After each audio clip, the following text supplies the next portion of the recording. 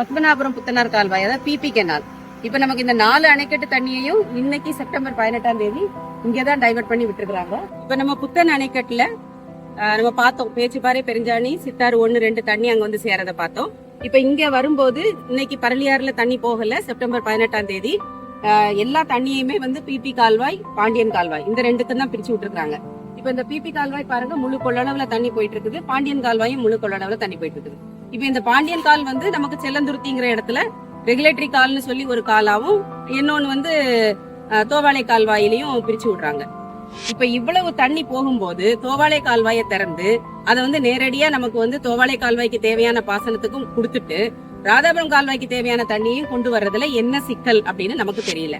இப்ப சிஏஜி அறிக்கை தெளிவா சொல்லிடுச்சு, நிர்வாக சீர்கேடு அப்படின்னு சொல்லியாச்சு.